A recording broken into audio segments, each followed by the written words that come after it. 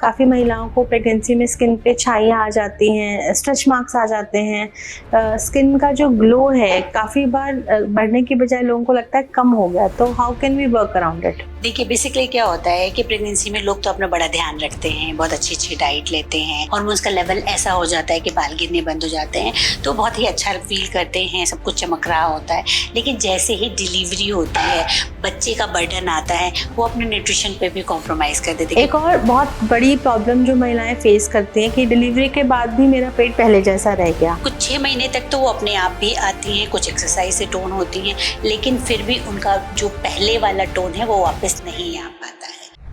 Hello friends, मैं doctor Anjali Taneja, principal consultant obs and gynae, Cloud9 hospital Patparganj and clinic in Vaishali. Hi, I am Dr. Manju Keshri, Senior Consultant, Max Super Speciality, Director and Dermatologist, Chem Skin Clinic, Vaishali. We welcome you all to this podcast on Mommy Makeover। तो बहुत सारी महिलाएं delivery के बाद अपनी body में कुछ changes observe करती हैं, जिससे उनका कॉन्फिडेंस लूज हो जाता है एंड वो डिज़ायर करते हैं कि पहले जैसे ही बॉडी ही वापस पा सकें। तो इसके लिए अभी मॉमी मेकओवर का कंसेप्ट काफ़ी प्रचलन में है। तो डॉक्टर मंजू, हमारी डर्मेटोलॉजी एक्सपर्ट, हमें समझाएंगे कि what exactly is meant by mommy makeover. तो मैम बताएं, मॉमी मेकओवर क्या है? देखिए बेसिकली क्या होता है कि जो डिलीवरी होती है उसके बाद बॉडी में बहुत सारे चेंजेस आ जाते हैं। ये सिर्फ स्किन पे ही लिमिट नहीं होते हैं, वो हमारे अंदर भी बहुत सारे चेंजेस आते हैं। जैसे हमारे लिगामेंट्स लूज हो जाती हैं, जो हमारी मसल्स है वो लूज हो जाती है, क्योंकि स्किन तो दिखती ही है, बाल हेयर फॉल भी बहुत ज़्यादा होने लगता है, तो जिसकी वजह से स्किन की डलनेस, हेयर फॉल, ब्रेस्ट को लूज होना, थोड़ा वेट गेन हो जाना, जो सारी मसल्स हैं, पेट है, वो लूज हो जाना। इसके अलावा जो हमारी जो प्राइवेट एरियाज हैं, वजाइना है, उसमें भी काफ़ी ढीलापन आ जाता है। तो ये सब चीज़ें हम एड्रेस करते हैं। तो starting from skin care, breast sagging, जो हमारा टमी एरिया है, टोन कम हो जाती है डिलीवरी के बाद, टमी टक्स एंड हमारे इंटीमेट एरियाज की हेल्थ एंड वेलनेस के ऊपर हम मॉमी मेकओवर में वर्क करते हैं, ताकि वो फीमेल को अपनी पहले जैसी बॉडी डिजायरेबल मिल सके एंड वो उसका जो कॉन्फिडेंस उसकी वजह से इफेक्ट हो रहा है उसमें उसे सहायता मिल सके। तो मैम एक बार हमें डिटेल में समझाएं, हम स्किन के लिए क्या कर सकते हैं? जैसे काफ़ी महिलाओं को प्रेगनेंसी में स्किन पे छाइयाँ आ जाती हैं, स्ट्रेच मार्क्स आ जाते हैं, स्किन का जो ग्लो है काफ़ी बार बढ़ने की बजाय लोगों को लगता है कम हो गया। तो how can we work around it? देखिए बेसिकली क्या होता है कि प्रेगनेंसी में लोग तो अपना बड़ा ध्यान रखते हैं, बहुत अच्छी डाइट लेते हैं, और क्योंकि वाटर टेंशन भी होता है तो स्किन एकदम शाइनी हो जाती है, हार्मोन्स का लेवल ऐसा हो जाता है कि बाल गिरने बंद हो जाते हैं, तो बहुत ही अच्छा फील करते हैं, सब कुछ चमक रहा होता है। लेकिन जैसे ही डिलीवरी होती है, बच्चे का बर्डन आता है, वो अपने न्यूट्रिशन पे भी कॉम्प्रोमाइज कर देते हैं, क्योंकि उनके पास काम भी बढ़ जाता है, स्लीप साइकिल भी डिस्टर्ब हो जाती है। तो जिसकी वजह से ये सारे चेंजेस उनके चेहरे पे, बॉडी पे, इवन मेंटल लेवल पे दिखाई पड़ता है। तो जिसकी वजह से हेयर फॉल तो हो ही रहा है, क्योंकि न्यूट्रिशन भी नहीं ले रहे हैं, और हार्मोनल इश्यूज भी हैं, क्योंकि हार्मोन्स का लेवल ड्रॉप किया तो बाल गिरेंगे। It's completely physiological. इसके अलावा जो उनकी हाइड्रेशन जो दे रही है, क्योंकि वाटर टेंशन की वजह से था, वो चला गया, अब वो न्यूट्रिशन भी प्रॉपर नहीं ले रहे, तो स्किन की डलनेस। इसके अलावा हार्मोन एक इश्यूज भी बनता है, बहुत सारे लोगों को मेलास्मा भी आ जाता है, स्किन डल, पिगमेंटेड, शरीर का ढीलापन, मेंटल प्रॉब्लम्स, क्योंकि वो बहुत बर्डन में होते हैं, बच्चे की देखभाल करना है, मतलब स्किन एंड हेल्थ काफ़ी कॉम्प्रोमाइज भी हो जाती है, और जो पिगमेंट्री चेंजेस हैं वो भी दिखाई पड़ते हैं, और जो चाइल्ड बर्थ के बाद जो स्किन और बॉडी का ढीलापन है वो सब भी आ जाती है। तो लोग बहुत ही चिंतित हो जाते हैं। जैसे ही हमारे पास लोग आते हैं, सबसे पहले हम उन्हें एडवाइस करते हैं कि वो अपने हेल्थ का ध्यान रखें। जैसे वो प्रेगनेंसी के दौरान खा रहे थे, बहुत अच्छा न्यूट्रिशन ले रहे थे, वैसा ही न्यूट्रिशन, बल्कि उससे ज़्यादा प्रोटीन का इंटेक भी प्रॉपर मेंटेन करना है, डाइट भी बहुत हेल्दी लेना है। स्लीप तो चूंकि हम कुछ कर नहीं सकते, बच्चा है उसको भी देखना है और खुद को भी देखना है, तो सब चीज़ को वो अपना एड्रेस करें, ध्यान रखें। एक्सरसाइज जो बहुत ही इंपॉर्टेंट है, डाइट के साथ एक्सरसाइज, योगा मेंटेन करें। लेकिन इसके अलावा भी कुछ चीज़ें हैं जो इन सब के बाद भी कुछ वो पूरी तरह से रिवर्स नहीं हो पाता है। हाँ, तो जब वो हमारे पास आते हैं तो हम उनको कुछ स्किन केयर प्रोडक्ट्स देते हैं जिससे उनके स्किन का जो प्रॉपर लश्चर है, टाइटनिंग है, शाइनिंग है, वो वापस रिवर्स हो सके। जिसके लिए कुछ ट्रीटमेंट्स होते हैं, कुछ फेशियल्स होते हैं, पीलिंग होती है, ये सब हम उनको एडवाइस करते हैं according to their skin type. तो प्रोडक्ट्स भी हैं, फेशियल्स भी, जैसे हाइड्रेशन मेंटेन करने के लिए कार्बन फेशियल, उनका पिगमेंटेशन रिमूव होता है। इवन जो उनको जो टैनिंग आ गई है या फिर मेलाज्मा आ गया है, उससे वो कम हो जाता है। जो उन्हें हो हाँ जाती जी, जो हैं। छाइयाँ हो जाती हैं वो कम हो जाता है। और हाइड्रेशन की तो हमने बात कर ही ली। और जो उनकी लाइंस आ जाती हैं, हाइड्रेशन कम हो गया है, सारे फेशियल्स होते हैं जिससे स्किन टाइट भी होती है। तो ये सब चीजें उन चीजों में हेल्प करती हैं। तो मैम, ये जो मदर्स हैं छोटा बच्चा छोड़ के आती हैं, तो ये फेशियल्स का टाइम कंज्यूमिंग होते हैं या ये जल्दी से हो जाते हैं? नहीं, ये इतना भी टाइम नहीं लेते, वो आराम से, जैसे बीच में बच्चा सोता ही होगा थोड़ी देर के लिए, तो हम ऐसे ही अलाइन करते हैं, उनका टाइमिंग का ध्यान रखते हैं और ये आराम से आधे घंटे के अंदर वो आके और जा सकती हैं। तो ये कम्प्लीटली सेफ, इफेक्टिव, इवन अगर वो बच्चे को फीड भी करा रही हैं तो उसमें भी कोई प्रॉब्लम नहीं। राइट। तो स्किन पे हम छाइयों के लिए, डलनेस के लिए हम जो स्पेशल आप प्रोडक्ट्स की बात कर रहे हैं या फेशियल्स की बात कर रहे हैं, उनसे वी कैन वर्क अराउंड। एक और बहुत बड़ी प्रॉब्लम जो महिलाएं फेस करती हैं कि डिलीवरी के बाद भी मेरा पेट पहले जैसा रह गया। तो हम उन सबको कहते हैं कि जब आप फीड कराते हैं, बॉडी की एनर्जी डिमांड्स बढ़ जाती हैं एंड उससे भी टमी टक होता है। And then when after some time, delivery के कुछ समय बाद हम आपको एक्सरसाइजेस स्टार्ट कराएंगे जिससे इसमें आपको सहायता मिलेगी। फिर भी जो हमारा पेट की मसल्स होती हैं, because of the stretch during pregnancy, उनमें वीकनेस आ जाती है। बहुत सारी महिलाएं एक्सरसाइज के साथ कंप्लायंट ही नहीं हो पाती हैं। तो टमी टक के लिए हम क्या कर सकते हैं? देखिए, डिलीवरी के बाद ठीक है कि फैट कुछ कन्वर्ट हो गया और वो लैक्टेशन में निकल गया, लेकिन वो जो लिगामेंट्स हैं, मसल हैं, कुछ 6 महीने तक तो वो अपने आप भी आती हैं, कुछ एक्सरसाइज से टोन होती हैं, लेकिन फिर भी उनका जो पहले वाला टोन है वो वापस नहीं आ पाता है। तो इसके लिए कुछ ट्रीटमेंट्स होते हैं, कुछ जो नई टेक्नोलॉजीज़ हैं उनकी हेल्प से इसको रिड्यूस किया जा सकता है और जो बॉडी है वो टाइट हो सकती है। इवन पेट जो है या फिर अदर बॉडी पार्ट्स में भी जो ढीलापन आ गया है उसको हम टाइट कर सकते हैं। और ये जो डिलीवरी के 1 से 2 महीने बाद हम स्टार्ट कर सकते हैं। तो मैम, ये ट्रीटमेंट्स, अगेन मेरा वही सवाल रहेगा कि क्या ये पेनफुल होती हैं और क्या महिला अपने छोटे बच्चे को थोड़ी देर के लिए छोड़कर आकर फटाफट करा के घर जा सकती हैं या ये टाइम कंज्यूमिंग होती हैं? ये बहुत ज़्यादा टाइम कंज्यूमिंग नहीं होती है। हाँ, अगर फुल बॉडी कराना है तो हो सकता है थोड़ा सा टाइम लगे, लेकिन उनको ये कस्टमाइज़ किया जाता है क्योंकि वो फीडिंग मदर्स होती हैं, छोटा बच्चा भी होता है, तो उन्हीं के हिसाब से, उनकी टाइमिंग के हिसाब से मैच किया जाता है और वो आधे घंटे में जा भी सकती हैं।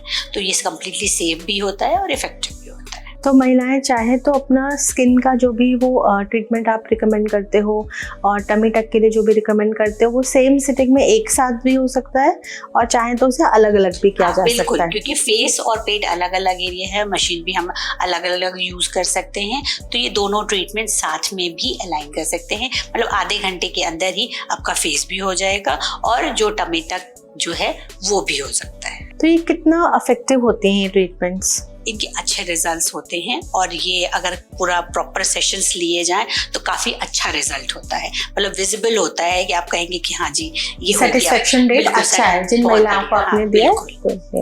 मैम, एक चीज़ और बताइए, स्ट्रेच मार्क्स जो कि अगेन फिजियोलॉजिकल चेंज है, नॉर्मल चेंज है प्रेगनेंसी में, लेकिन महिलाएं ये भी पसंद तो नहीं करती हैं कि स्ट्रेच मार्क्स रह जाएं। तो इनके लिए हम डिलीवरी के बाद क्या कर सकते हैं और अगर ट्रीटमेंट किसी को लेना है तो वो कब से स्टार्ट किया जा सकता है? देखिए, स्ट्रेच मार्क्स सिर्फ डिलीवरी के बाद ही नहीं, जो भी नॉर्मल ग्रोथ स्पर्ट होती है एडोलेसेंस में भी बहुत कॉमन है। इसके अलावा जो लोग एक्सरसाइज करते हैं, जो मसल गेन करते हैं, उनमें भी ये स्ट्रेच मार्क्स आ जाते हैं। तो ये किसी भी टाइम पे स्टार्ट किया जा सकता है और इसमें कुछ टेक्नोलॉजीज हैं जैसे कि CO2 लेज़र है और RF टेक्नोलॉजी है जिसको हम यूज़ करते हैं और इससे 100% तो नहीं लेकिन सेटिस्फैक्ट्री 70 to 80% रिजल्ट्स अचीव हो जाते हैं। इतना हो जाता है कि वो एक्सेप्टेबल लेवल पे आ जाए, तो ये ट्रीटमेंट किया जा सकता है।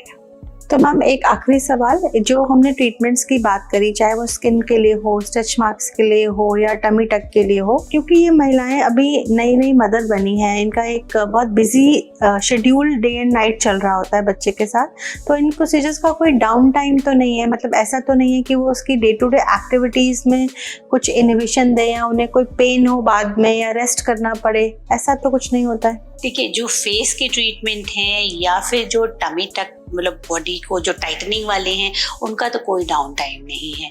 लेकिन जो स्ट्रेच मार्क्स का जो ट्रीटमेंट है, इसमें लेज़र टेक्नोलॉजी यूज़ होती है, इसका थोड़ा सा डाउन टाइम होता है। तो लेकिन कंपैरेटिवली आरएफ जो टेक्नोलॉजी होती है उसमें बहुत ज़्यादा पेनफुल नहीं होता है वो, और ये पोस्ट ट्रीटमेंट कंफर्टेबल भी रहते हैं। लेकिन हाँ, अगर हम CO2 यूज़ कर रहे हैं तो उसका डाउन टाइम होता है। आजकल ये जो लेज़र ट्रीटमेंट्स इनकी आप बात कर रहे हो, काफ़ी जगह पर उपलब्ध हैं, तो इनके कोई साइड इफ़ेक्ट्स भी हैं या पेशेंट कहीं से भी करा सकते हैं? देखिए, ये सब ट्रीटमेंट अगर अंडर डर्मेटोलॉजिस्ट के सुपरविजन में किया जाए तो बहुत ही अच्छा रहता है, क्योंकि इसमें टेक्निक इन्वॉल्व होती है, कितने एनर्जी हमें डिलीवर करनी है और किस लेवल तक करना है, ये सब चीज़ें, बहुत सारी चीज़ें होती हैं। अब आपने अनट्रेंड लोगों से कराया, स्किन बर्न हो सकती है, प्रॉब्लम्स आ सकती हैं, तो बेटर होगा आप अंडर डर्मेटोलॉजिस्ट के सुपरविजन में ही कराएं, तो ये सब सेफ रहता है। तो बेसिकली इन सभी टेक्नोलॉजी में हम एक एनर्जी सोर्स यूज़ कर रहे हैं।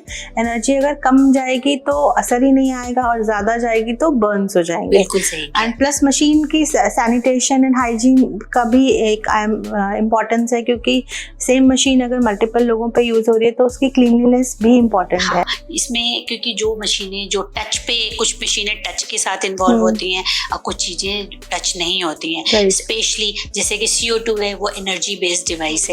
अगर उसमें हमने एनर्जी ज़्यादा दे दी तो उसमें बर्न होने का चांस रहता है।